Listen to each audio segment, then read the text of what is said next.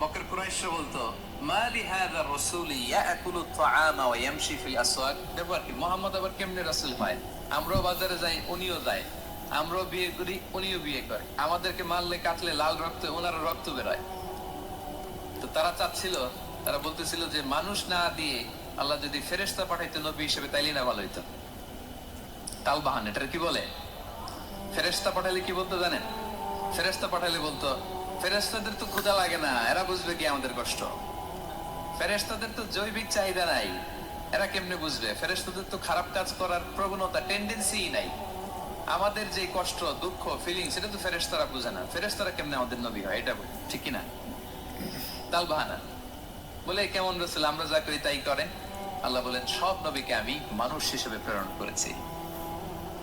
বিষ্ণু ইসলাম বলেন ইন্নামা আনা বাশারুম মিসলুকুম, নিশ্চয় আমি তোমাদের মতোই মানুষ। তোমাদের মতোই কি মানুষ? পার্থক্য হচ্ছে ইউহা ইলাইয়া, আমার কাছে ওহী আসে, প্রত্যাদেশ আছে আল্লাহ তাআলার পক্ষ থেকে।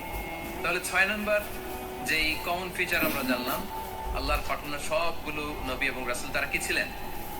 সবাই বলুন, তারা কি ছিলেন? মানুষ ছিলেন। 7 নম্বর কমন ফিচার হচ্ছে আল্লাহর পাঠানো সব নবী এবং রাসূলরা ওনারা পুরুষ ছিলেন। কি ছিলেন? কোন নবী কি নারী ছিল বলেন তো? হ্যাঁ, নারী নবী আছে? নাই।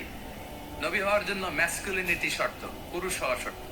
কারণ নবীকে অনেক বড় বড় জিনিসের নেতৃত্ব দিতে হবে, মাঝে মাঝে মিলিটারি তৈরি করতে হবে, লিডারশিপ লাগবে, যুদ্ধ পরিচালনা করতে হবে।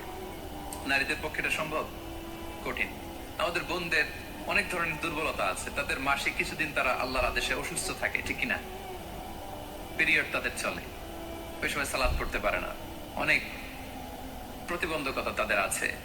বাচ্চা যদি ধারণ করে পেটে 9 মাস, ওনারা অসুস্থ। শেষের মাসগুলোতে তো কঠিন, জটিল অবস্থা।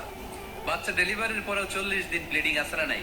তাহলে অনেক ধরনের জটিলতা আল্লাহ তাআলা আমাদের দিয়েছেন। এজন্য আল্লাহ তাআলা নবুয়তের যে নবুয়তের গুরু দায়িত্ব, এটার জন্য আল্লাহ তাআলা পুরুষদেরকে সিলেক্ট করেছেন। আলহামদুলিল্লাহ বলেন। তাহলে যত নবী এবং রাসূল পৃথিবীতে এসেছিল ওনারা পুরুষ ছিল। আল্লাহ বলেন ওয়ামা আরসালনা মিন ক্বাবলিকা ইল্লা রিজালান নূহি ইলাইহিম, নবী হে